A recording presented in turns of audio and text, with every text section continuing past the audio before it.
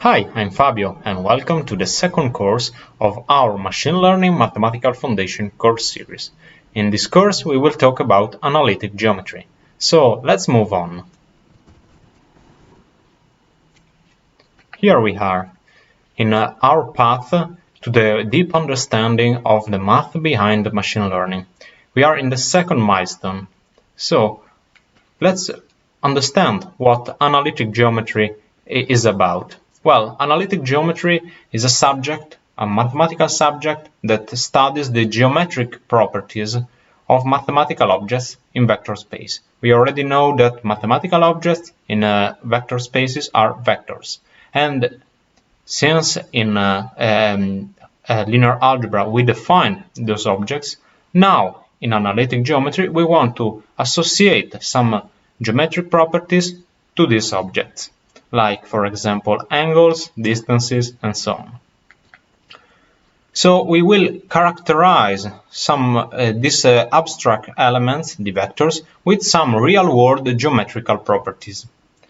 But first, let's recap what we discovered and defined in the course number 1, when we talk about linear algebra.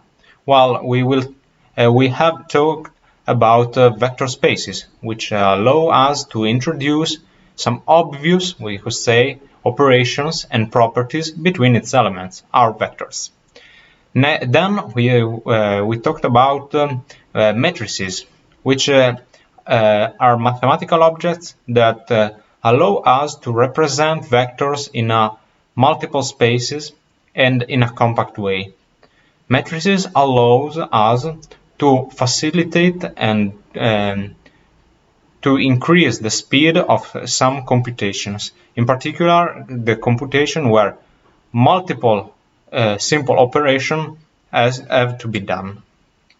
The third point that we can remind from the course number 1 are the bases. So the bases define the view of our vector spaces.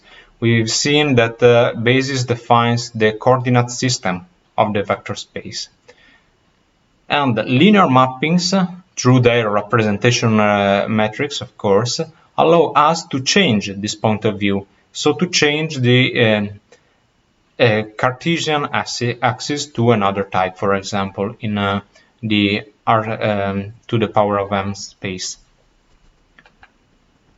In the second course, we will talk about analytic geometry and these 4 main topics. We will talk about length and distances, angles and orthogonal projection, and finally rotations. So let's start with the first topic, lengths and distances. We've defined vectors. Now we want to associate some measure on them.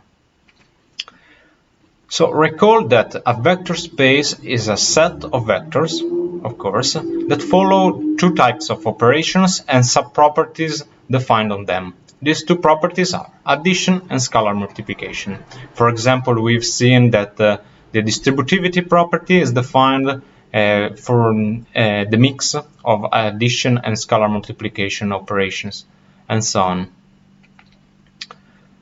In Euclidean vector space is a particular type of vector space where we defined the 2 operations in this way, element-wise, we could say. Now, to these vectors, and with these operations in mind, we want to define some properties on Euclidean vectors. Let's start, for example, with measuring the length of a vector. So the length of the arrow, we could say.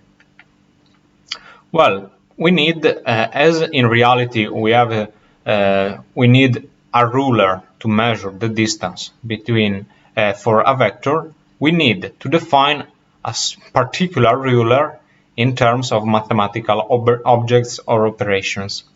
So we define a special function that we call norm function, defined with these bars, as a particular function, a linear mapping that takes a vector as an argument and returns some number, some real number.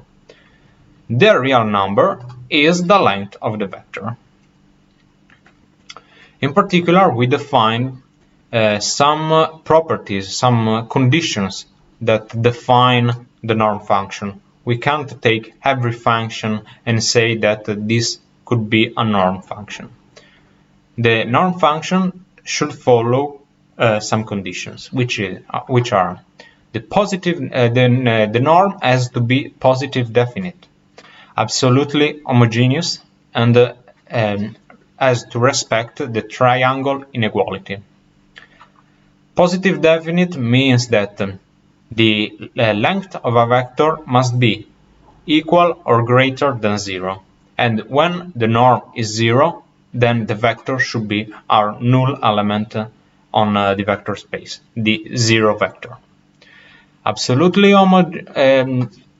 the fact that the norm has to be absolutely homogeneous means that if we apply the scalar multiplication between lambda, a real number, and the vector, and compute the norm of it, then the result will be the absolute value of the real number times the length of the vector itself. Finally, the triangle inequality, which means that the norm of the sum of two vectors is less equal to the sum of the norms. So the norm of the sum is less equal than the sum of the norms. Well, we could see that the property that the norm function should be absolutely homogeneous refers to scalar multiplication, as we already seen, while triangle inequality refers to addition. In fact, we have here the addition of two vectors in our vector space. In particular, let's see why we condition the definition of the norm through the triangle inequality. Well, taking a look to 2D space, for example, the triangle inequality means that the length of the sum of the two vectors is the shortest path between the two vectors. For example, here we have two vectors, u and v, and the shortest path should be the length of the sum of the two vectors. It's a pretty obvious inequality, but because of a property, because of it, we defined as a condition that allow us to take a function and say that it's a norm. So when we take a vector space and we define a norm of it, then the vector space is said to be normed. So it's a vector space with a norm associated to it. So in this vector space, once we define the norm function, we are able to compute the length of the vectors on it. We can define several functions that are able to satisfy the three conditions that we previously seen. For example, in Rn, I showed to you three types of norms: the p-norm, the infinity norm, and the Malan-Hobbes norm. The most used in practice is the p-norm, which is, as you can see, the sum of the components to the power of p, and then we take the root of p. The infinity norm is the max of the absolute value of the components of the vector, and then we have the Malan-Hobbes norm, which is similar to this, but we take asymmetric metrics. So the length of a vector, since taking a vector space we can define multiple norms, then the length of a vector is conditioned depends on the norm function we choose. So let's take a look to the three types of norms and what they mean. For example, when talking about p-norm, p is our parameter here. For example, we can take, since p must be equal L greater or equal to 0, then we can take p equal to 1 or equal to 2. If we take p equal to 2, we are defining what is called the Manhattan norm, the L1 norm, and is the sum of the components, is the sum of the absolute value of the components. In the Euclidean norm, instead, also said to be the L2 norm, we take the square root of the sum of the squared components of our vector. Let's take a look what Manhattan norm means, for example, in a R2 space. Computing the length of a vector using this formula means that we are moving with some steps. We take a step in one axis, step in the other axis, and so on. That's why this is said to be Manhattan norm, because Manhattan is the streets of Manhattan are a grid. So to compute the length of a vector, here we have to take some steps and sum the length of every step. This is the L1 norm. The L2 norm, instead, in R2 or R3 spaces, is the Pythagorean Theorem. We take the square root of the sum of the squared components. Here we have, for example, we have this point in a 3D space which has x, y, and z components, and this is the square root of x squared plus y squared plus z squared is the length of this vector. For example, once we have understood what these two norms mean and which computation we have to do, we can, for example, take a look of what are the vectors that have some predefined lengths. For example, here we take the length of 1 in a 2D space, and we want to find the x value, the x vectors that follow this condition, that respect this condition.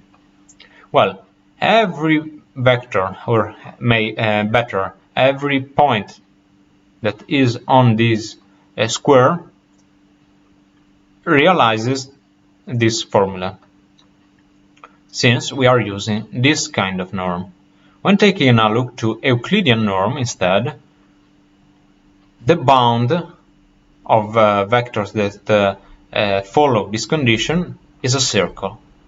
So here we have a squared rotated to 9 degrees, and here we have a circle. Now we can take a look to our 3D representation, where we are as before on a 2D space. Here we have, but on the z-axis now we have the condition we have before. For example, this one, the one is the blue line here. If we vary the condition, the length, the conditional length, we can find these squared boundaries. Okay, pretty straightforward. And here we have our circles. Very good. Now let's take a look to infinity norm. In infinity norm, we compute the maximum value of the absolute value of the components, and we define this as the length of the vector. It's said to be infinity norm over L infinity norm, because even if the components of the vector are infinity, we can always compute this norm, of course. And this norm converges typically, so it returns a real value. So that's the why infinity norm is useful. We can compute and define the length of the infinity vector, and also this norm is used to state some theorems on convergence of a function series. But we will not talk about this right now. Instead, take a look to this picture. Now we have again a square, but now it's not rotated by 90 degrees. Here we have our representation of the boundary of points that realize the condition of the norm, the infinity norm, equals to something, which is our z-axis.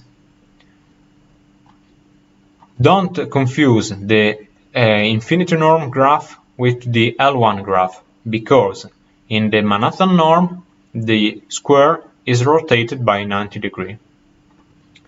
And here we can understand why infinity norm is also said to be the p norm with the limit of p to infinity, because here we have our squared rotate by 90 degrees when we take p equal to 1.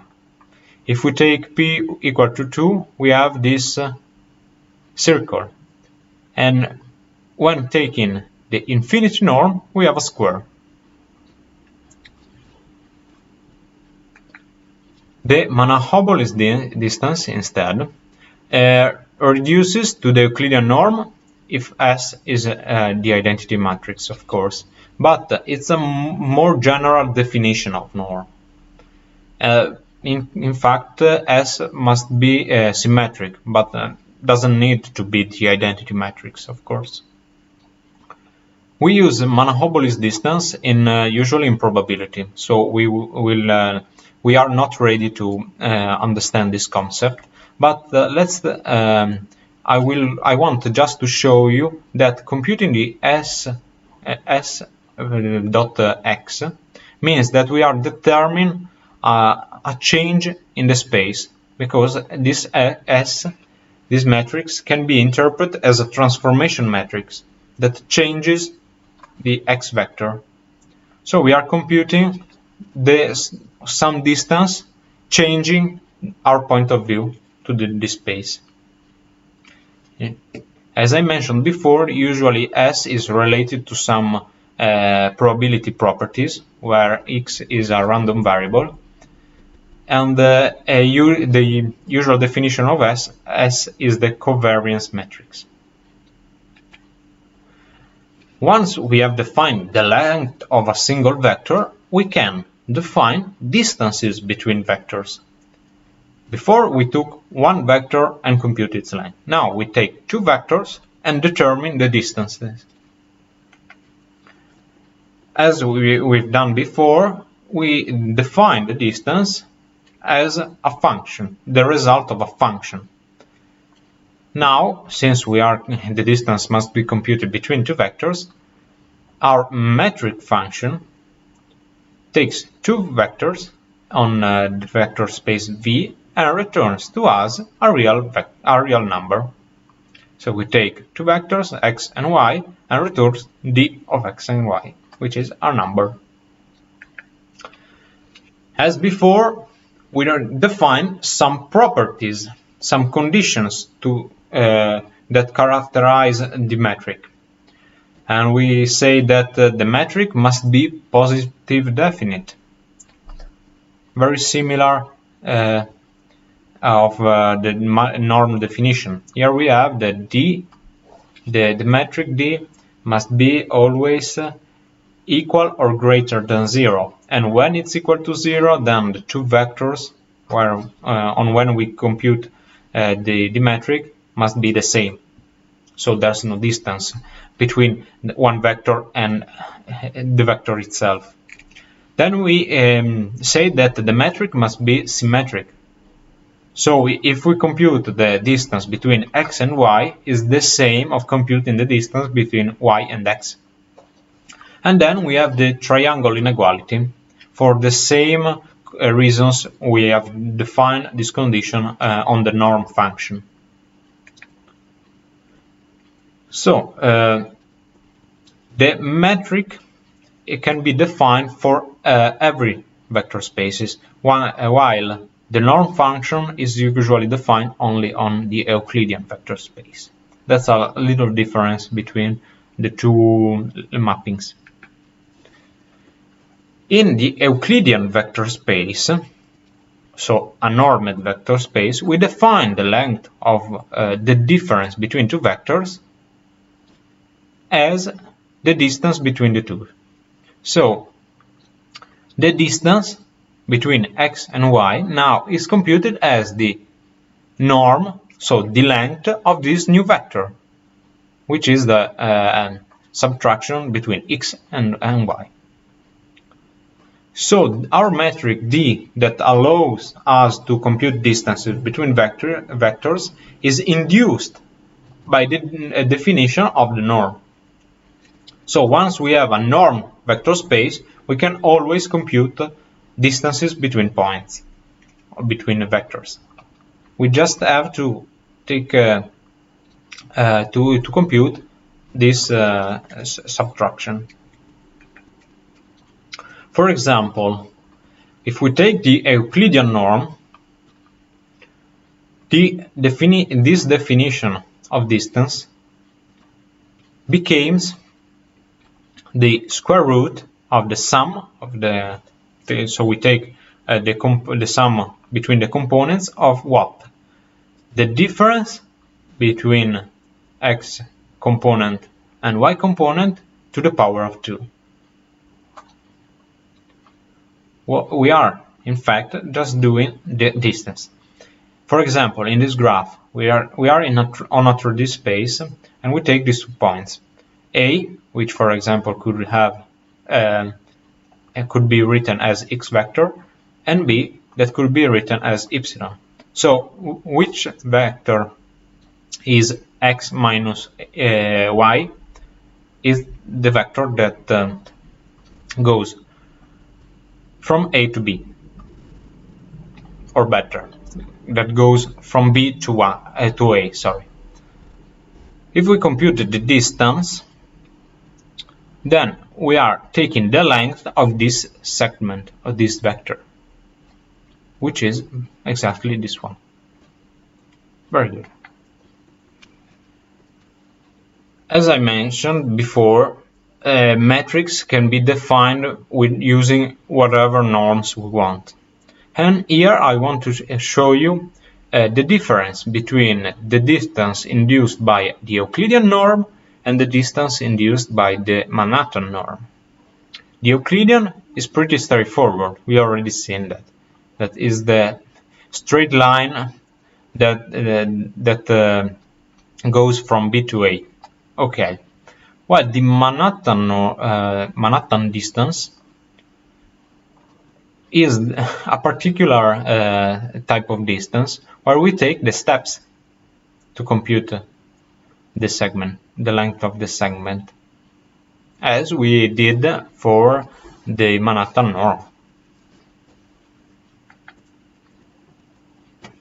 Okay, so in the first section of this course, we've talked about length and distances, and we defined norms and metrics.